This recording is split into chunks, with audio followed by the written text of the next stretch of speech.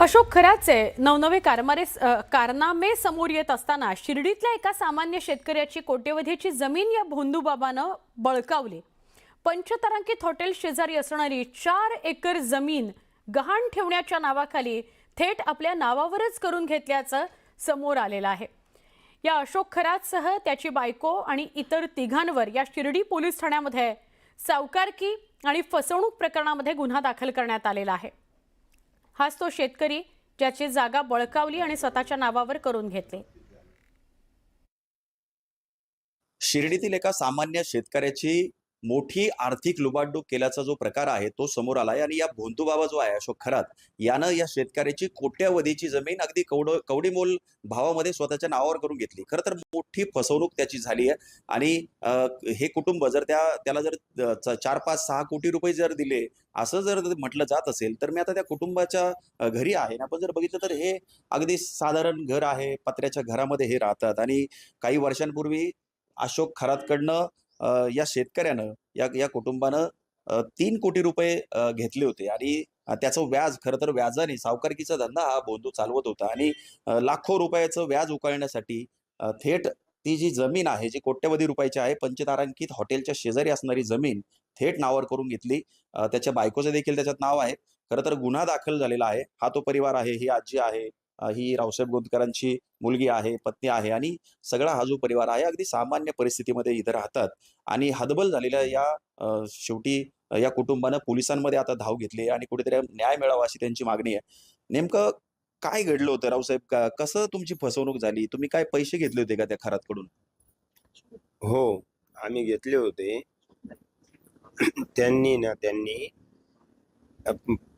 5 कोटी 52 लाख घेतले. त्यातले काही पैसे रिटर्न घेतले आणि 3 कोटी रुपये फक्त आणि 3 महिन्याला 18 लाख रुपये व्याज द्यायचं असं त्यांनी हे केलं होतं। वारंवार त्यांची भेट घेण्याचा प्रयत्न केला आणि ते पैसे आल्यानंतर आम्ही चंद्रपंढरी अजून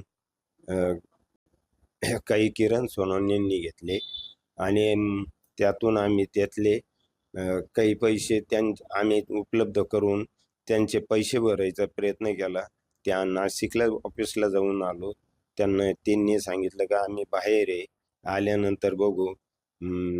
मला फोनवरती बोलले किरण सोनवणे तुम्ही आणि अरविंद बावके यांनी एकत्रित बसून तो हिशोब करावा आणि त्याचे मग नंतर मी स्वतः आल्यानंतर ते आपण व्यवहार पलटून घेऊ।